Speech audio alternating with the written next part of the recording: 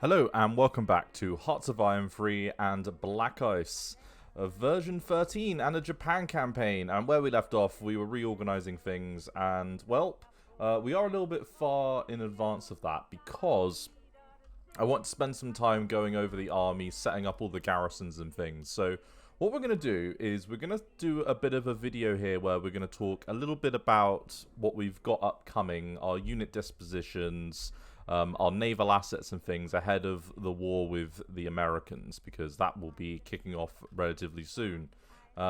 So, with that in mind then, and it's interesting as well that we've got a little bit of a toehold here in Guatemala. That is quite funny, to be honest with you. I'm surprised they haven't already joined the allies, to be honest with you, but hey-ho.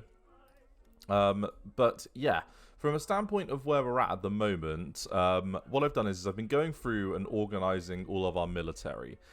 So there's a few units here that are still ongoing, and that's because we're taking them currently out to reinforce some of my HQ brigades that we've got out here in the Pacific.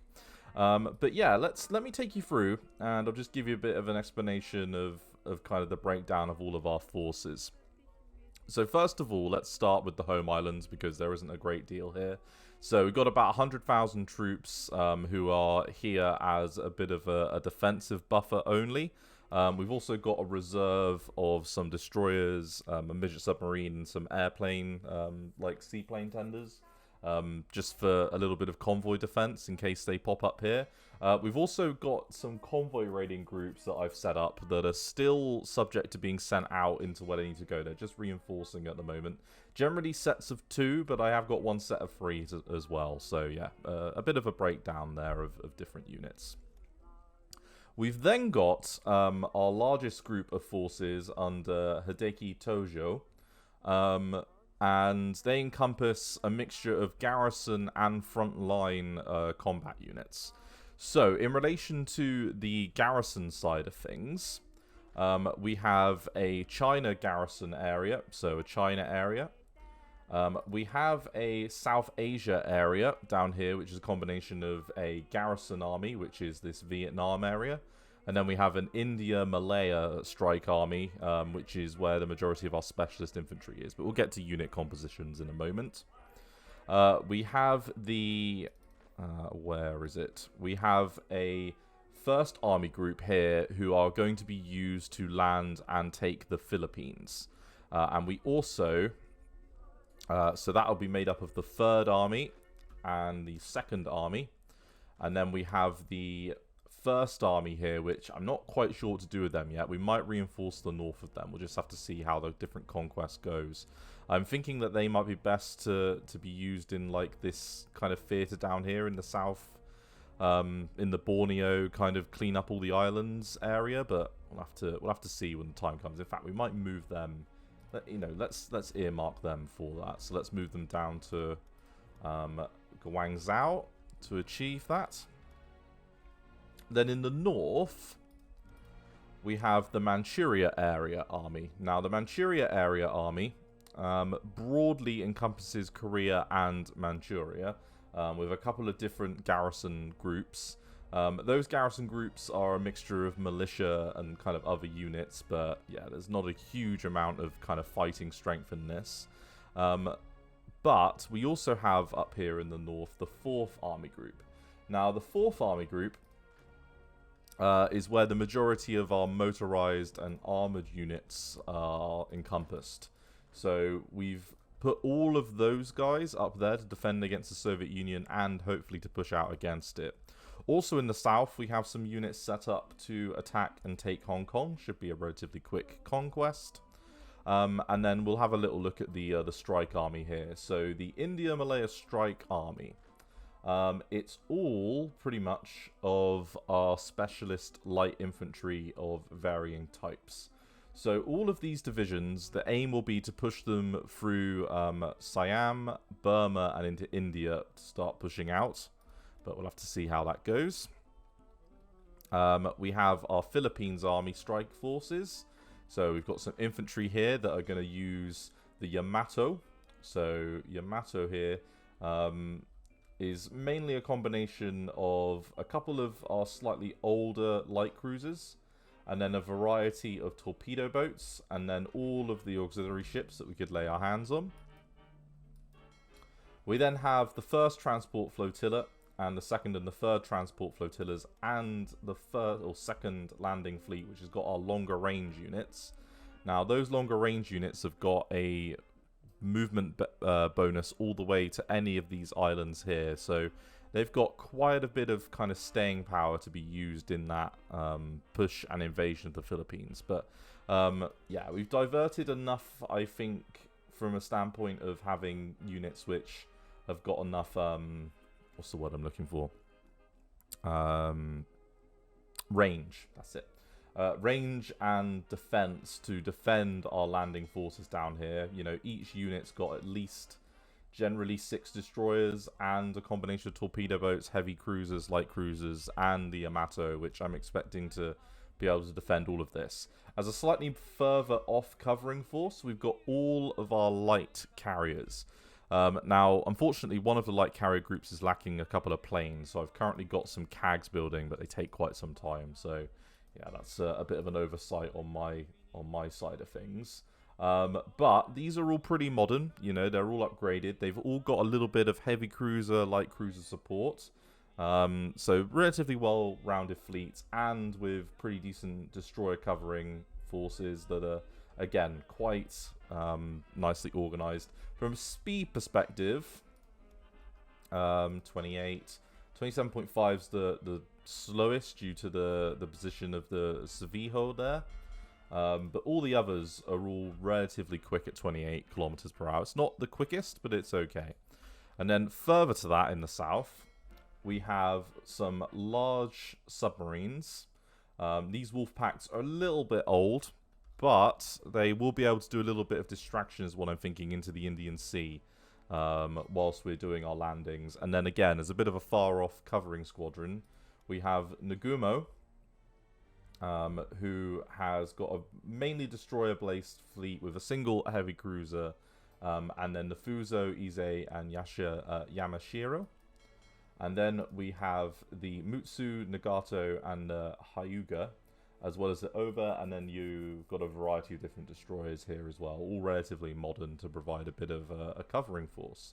So from a standpoint of those guys, we've got quite a bit of force down here to kind of keep units away. We've also got some more wolf packs, so we're going to use these submarines to interdict supplies in this area.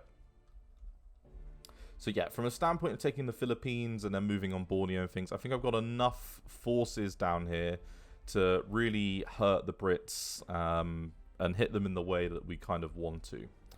Then on top of that, we do have some coastal submarines. Now these aren't going to be worth much from a combat perspective, but the general aim will be to use them to interdict supplies and things in this part of the world, but we'll have to see how that goes. So we've talked a little bit about China and like some of our landing forces there. I've had to kind of subdivide this. I'd probably say about roughly half of those forces are what I would call garrison and kind of second line troops. And then the other half would be what I'd call kind of top line actual combat units.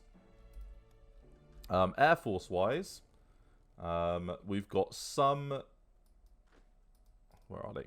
So we've got some units which I should have organized into the armies there.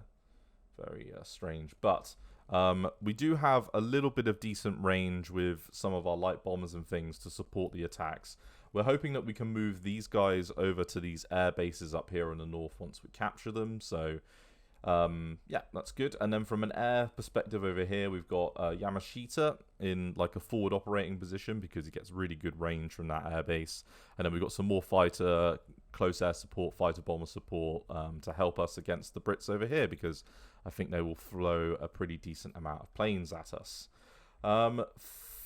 Moving on then, we're going to move on to the Pacific Command. Now, again, the Pacific Command's got a pretty decent amount of divisions within it, but most of them are garrison units. So what we have is we have the areas divided up into the truck area. We have the Palu area. We have the Iwo Jima area. And then we have the, oh god, Kwaljalin area. And the aim of this is to try and make it as easy as possible for our units to kind of organize themselves. Just give me one moment.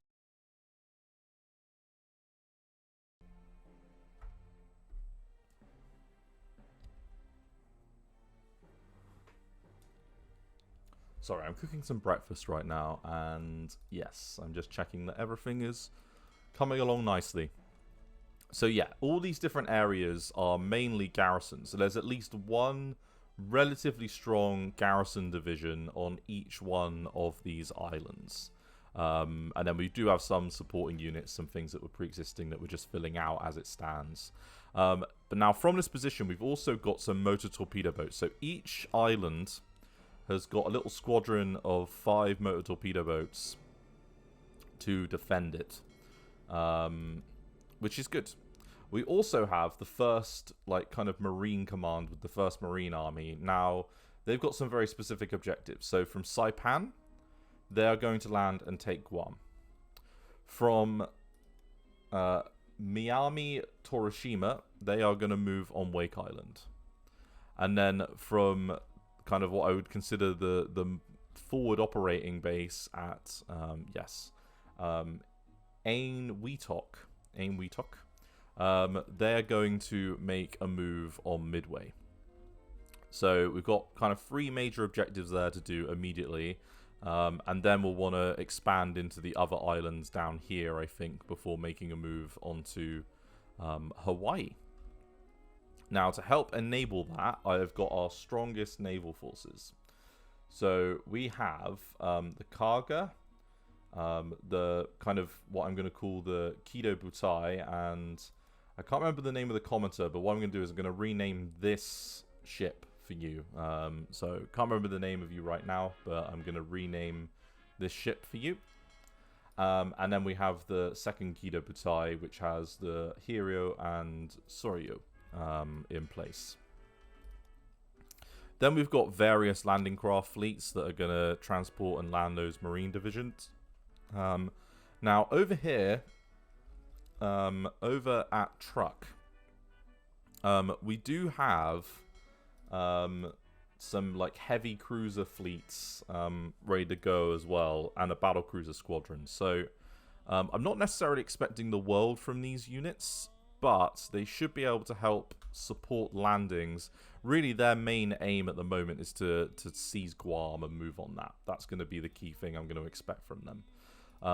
But yeah, that's the organization of our units. We've currently got some last-minute organizational stuff happening with regards to those units. We had some spawns come in.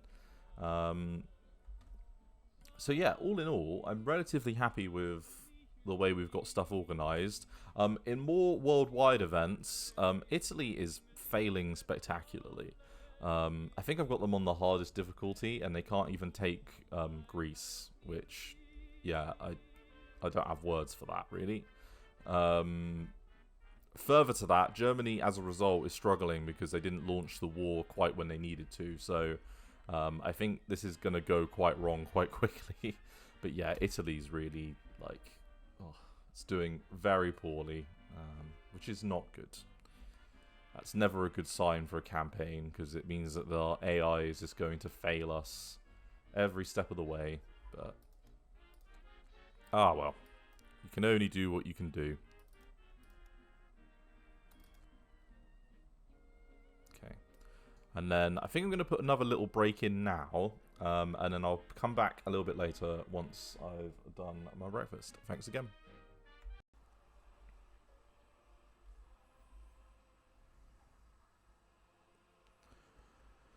Hello everyone, and welcome back to Hearts of Iron 3. It's actually been a couple of weeks since I last recorded, so what I'm going to do is I'm going to round out the episode about the productionization of our army and like some of our unit makeups and things.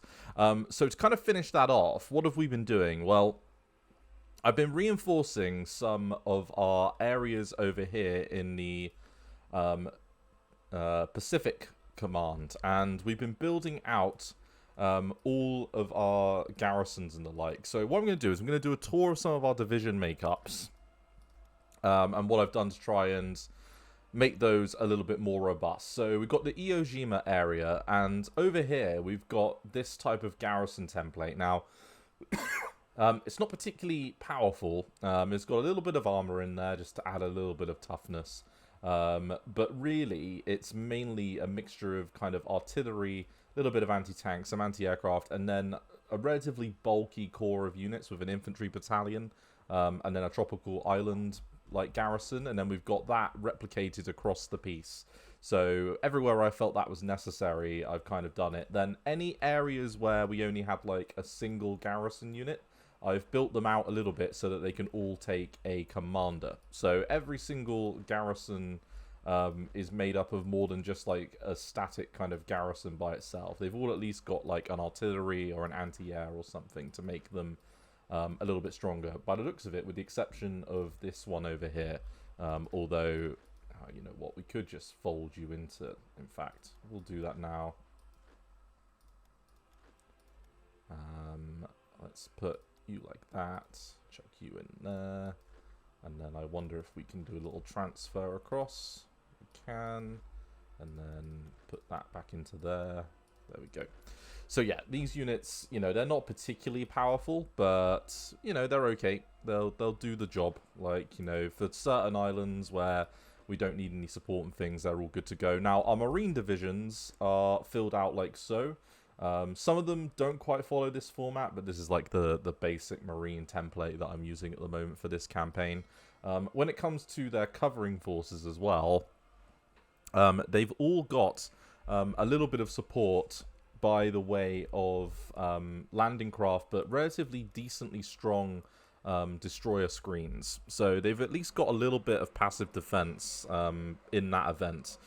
We've also got several motor torpedo boats positioned in all of these island areas to defend against possible attacks towards them in the short term. All the islands have got some level of decent defense. Some of them are better protected than others, like, for example, Kwajalein? Yes, we'll just go with that. That one's got probably one of the stronger defenses. It's also got all of our carriers. So our relatively strong carrier forces are all in place here. Now, I'm very sorry to the subscriber. I can't find the comment where you asked me to name the carrier for yourself. So yeah, if you want to leave a comment, I'll get that renamed at the start of a coming episode, because we're going to probably kick off the war in this recording session. We've also got all of our armor and the like over here to face off against the Soviets. So any kind of heavy infantry like type units, any of our where is it? Yeah, so any of our light armor brigades, anything like that is poised to try and deal with the Soviets. But alongside that, we also have some relatively small basic militia units. So most of these divisions are relatively well filled out, with the exception of any garrison units. So any garrison units are a lot weaker. But we've got also fully fleshed out cavalry units that are on kind of suppression mode for the most part. And then what else do we have? Oh yes, our standard infantry. So here's an example of our standard infantry. The only thing they lack is anti-tank, to be honest with you. So they are a little bit... I wouldn't say they're brilliant, to be honest with you, in certain roles. But they're okay. You know, not all of them lack anti-tank. Some of them have it where I've kind of built them up myself. And then over here, this is where our kind of more mountainous units, I would say, are based. A much smaller army, but again, like, relatively strong. I'm pretty sure as well... No, it is just our more mountainous units. Yeah, so there are a couple of units with some heavy AA in them, and also anti-tanks, so they might be quite useful if we do run into some Soviet armor to try and pierce and defeat that. We've also got some fortress busting units down here, so this core that we have against Hong Kong is mainly made up with heavy artillery and railway artillery to try and break into Hong Kong. Finally, then, we've got the specialist light infantry, and that specialist light infantry is kind of the most well-rounded forces we've got. My expectation will be that we'll be able to quite quickly take out Siam with them. I'm kind of wanting, ideally,